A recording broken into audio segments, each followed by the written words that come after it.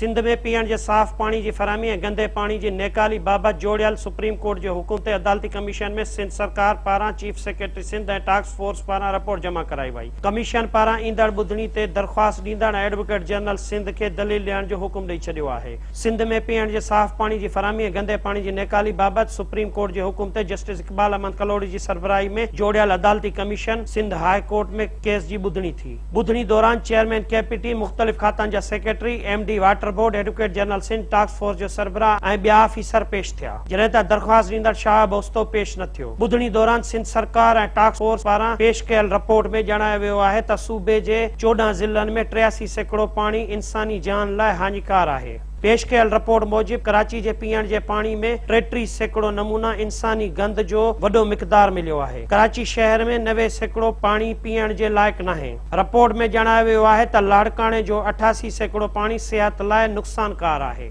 Report में चयो वियो आहे त हैदराबाद में 42, ठठे में 75, लाड़काणे में 60, मीरपुर खास में 28, जामशोरे में 36, टंडे मोहम्मद खान में 3, टंडे अलायार में 23, बदीन में 33 सैकड़ो पानी जे नमूनन में इंसानी गंद मिलियो आहे। रिपोर्ट में ॼाणायो वियो आहे त अस्पतालन में हासिल कयल 33 सैकड़ो नमूनन में गंदो पानी शामिल आहे। अस्पतालन के फराहम थींदड़ पानी में 88 सैकड़ो नमूना सेहत लाइ नुक़सानकार आहिनि। ॿुधणी दौरान एडवोकेट जनरल सिंध मौक़िफ़ इख्तियार कयो त चीफ सेक्रेटरी सिंध पंहिंजी रिपोर्ट में ॼाणायो आहे त ईंदड़ ॿुधणी ताईं वाटर ट्रीटमेंट प्लांट जो मसइलो हल कयो वेंदो। कमीशन पुछाणो कंदे चयो त संदसि हुकुम ते अमल कंदड़नि खिलाफ तौहीन अदालत जी कार्रवाई थी सघे थी। ट्रीटमेंट प्लांट 1 ऐं 2 केसी ताईं फ़ाल थींदा। सिंध हुकूमत पारां जमा कयल रिपोर्ट मूजिब प्लांटनि जी मशीनरी ॿाहिरां घुराई वई आहे। हलंदड़ साल ताईं मशीनरी जे मुल्क में अची वेंदी ऐं ईंदड़ साल जनवरी ताईं बहाल कई वेंदी। एडवोकेट जनरल सिंध चयो त ट्रीटमेंट प्लांटनि में केतिरा मसला आहिनि। ट्रीटमेंट प्लांट बाह जी ज़मीन ते हज़ारे माण्हुनि जा कब्ज़ा आहिनि। कमीशन चयो त उन हवाले सां सुप्रीम कोर्ट जे हुकुम ते अमल छो न पियो कयो वञे। टास्क फोर्स ॿुधायो त सखी हसन, पीआईबी ऐं लांडी मां पानी जा नमूना वरिता विया आहिनि। अदालती कमीशन जो चवणु हो त को अहिड़ो कमु ॿुधायो जंहिंमें रिपोर्ट सिंध हुकूमत जे हक़ में अचे। को अहिड़ो इलाइक़ो ॿुधायो जंहिंखे साफ़ पानी मिले थो। शहर जे कंहिं बि इलाइक़े में साफ़ पानी न मिली रहियो आहे